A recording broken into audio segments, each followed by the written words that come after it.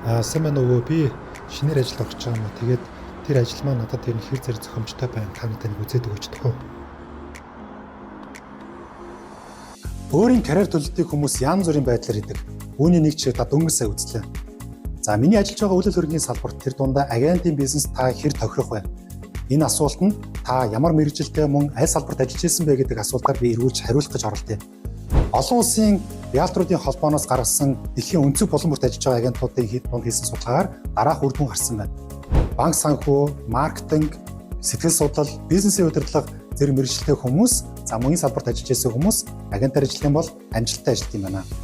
За тэгэхээр та эдгээр салбарт ажилладаг өөрийнхөө карьерийг 2025 онд үйл хөдлөлийн салбарт харж байгаа бол бидэнтэй холбогдоорой. Дэлхийн номер 1 франчайз та бүхнийг хүлээж авах болно. Танд амжилт хүсье.